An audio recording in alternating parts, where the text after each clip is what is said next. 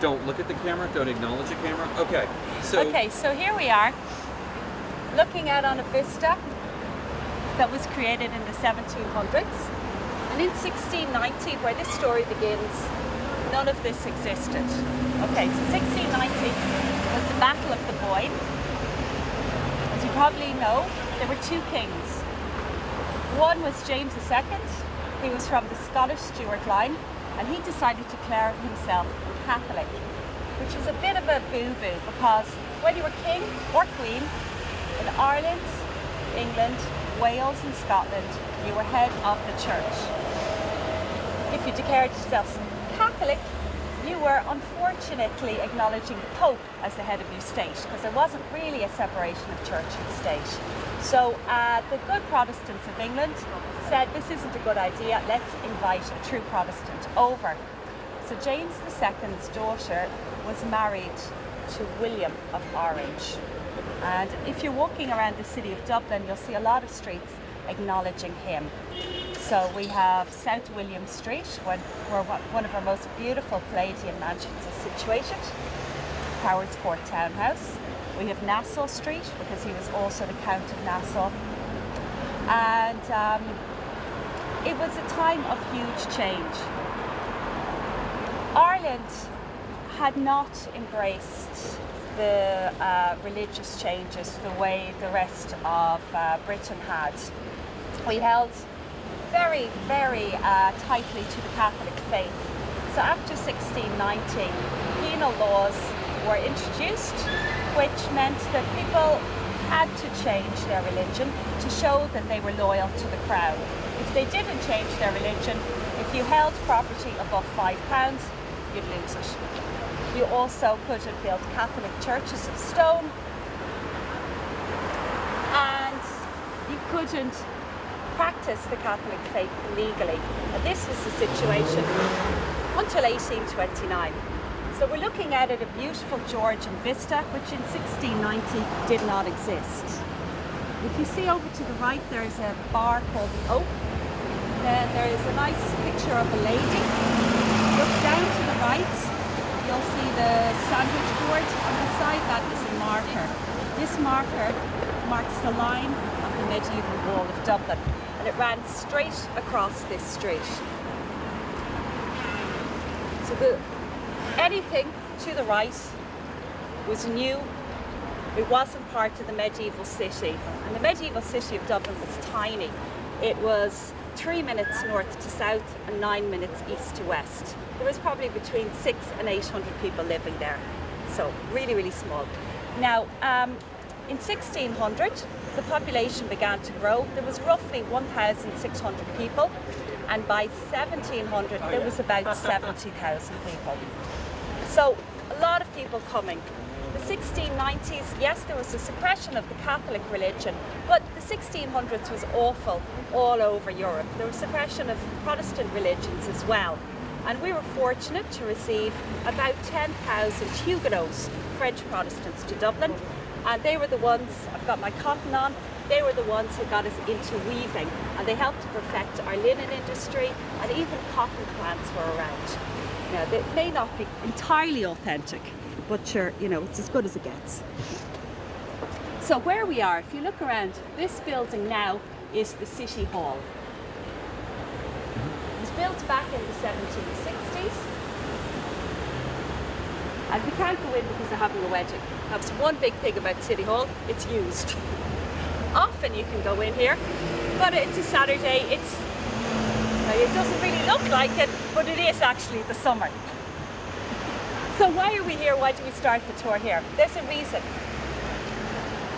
The 1600s was a time of huge social mobility.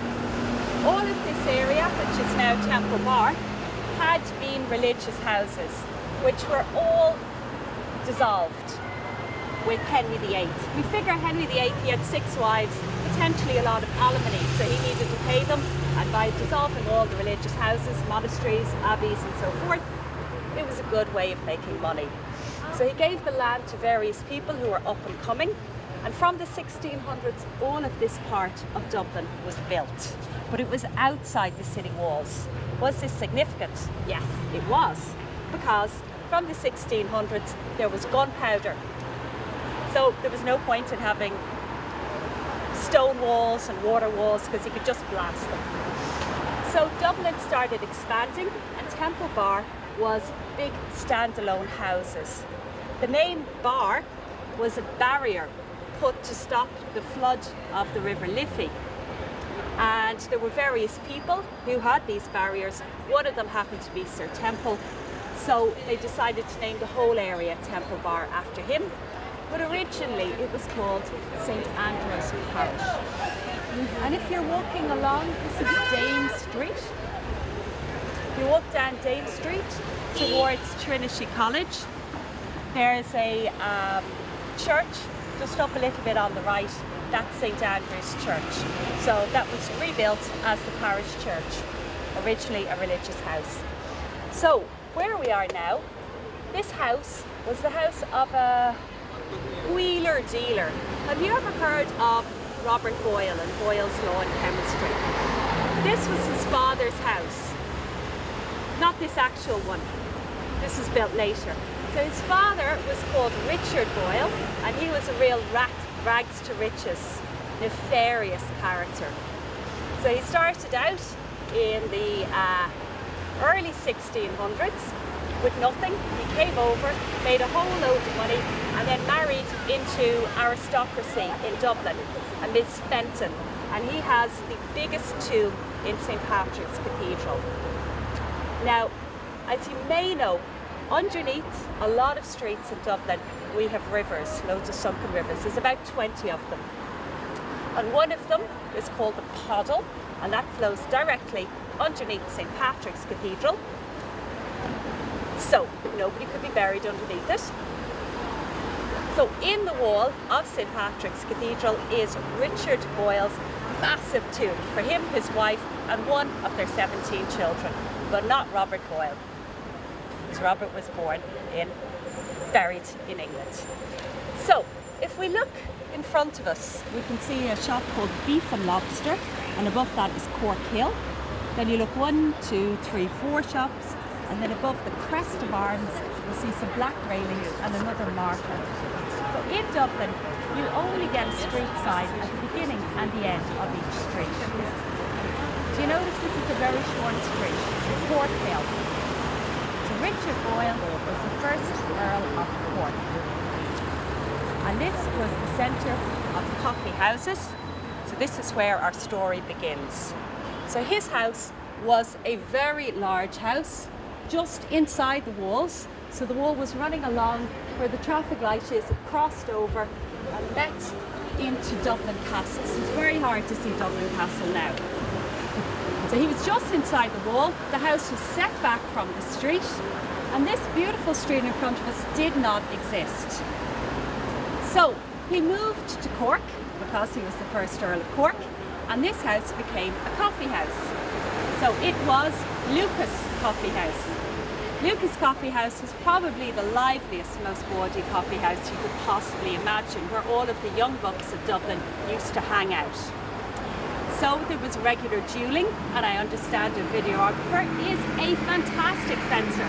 So I'm really hoping that he's going to reenact some of the duels today. So we had an unusual publishing loophole. It was called the Queen Anne Act of 1709.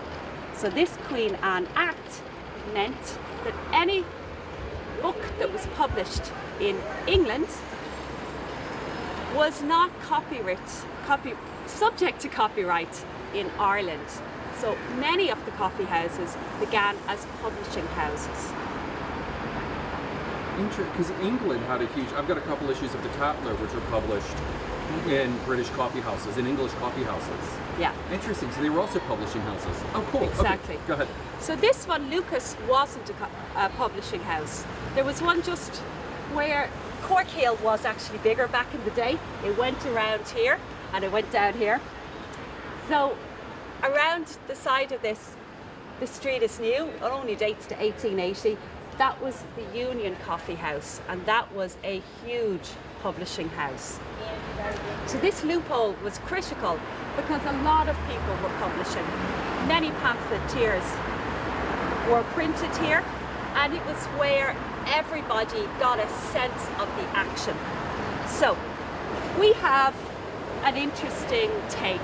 In the 1990s, Wi-Fi was very expensive, so most people didn't have Wi-Fi at home. And coffee houses began to get very, very popular. We had Starbucks, for example, with free Wi-Fi. People could come in, relax, do their work on their laptop, not drink alcohol, have meetings, and then go home. The coffee houses in Dublin began as what we call penny universities. The first importation of coffee was in the 1670s, and the first coffee house opened on Cook Street. It was called Cox of Cook Street because it was mostly men, I think. And that was very, very lively, and it took over from the activity of the wine taverns on Wine Tavern Street. So, coffee houses, the concept is really what happens when people stay sober. People were coming into the coffee houses so that they could get information. The restoration of the monarchy in England had huge changes for Ireland. So we had 1660, King Charles II coming back. All of the restaurants, the bars, music, Christmas, theatres all started again.